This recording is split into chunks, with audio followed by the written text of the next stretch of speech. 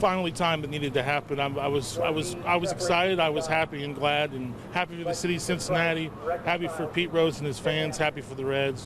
Yeah, a similar sentiment to be heard all across Cincinnati as baseball fans are celebrating this morning as Cincinnati's hit king now one step closer to getting into the Baseball Hall of Fame. Of course, we're continuing our coverage now of Pete Rose and his official reinstatement with Major League Baseball. A lot of folks cheering so big yesterday. Many of his friends and defenders pushing now for that spot in the Hall of Fame.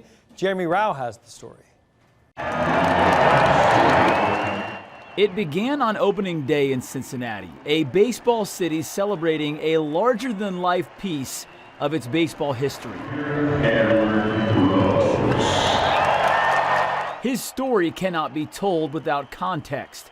That's always been the case with Pete Rose. But for the ones who knew him best, Pete's case for the Hall has always been a head-first slide. Well, I'm excited about it. It's well overdue, and I just feel that it's going to be a great impact. The Cincinnati Reds win the World Series. George Foster won 2 world championships with Pete Rose in Cincinnati and remained friends with the Hit King until the very end. As Pete's battle with baseball now comes to an end, the only ending George can see is one that now lands Pete's in the Hall of Fame.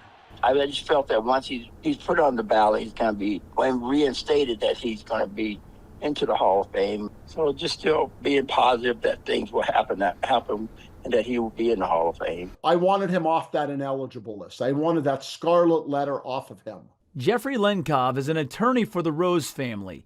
He spent the last decade working to get Pete reinstated. He won that battle, but for Pete's sake, he won't stop until he wins the war. No one can dispute that the way he approached the game, what he did for the game, what he did as a local Cincinnati boy mattered. It mattered to a lot of people. It was the way you should play the game.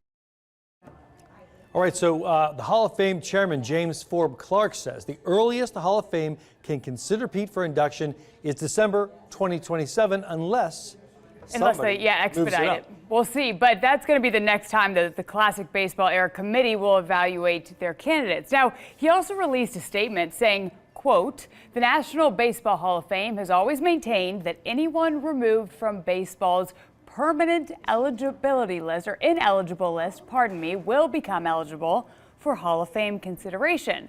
Major League Baseball's decision to remove deceased individuals from the permanently ineligible list will allow for the Hall of Fame candidacy to be considered," end quote.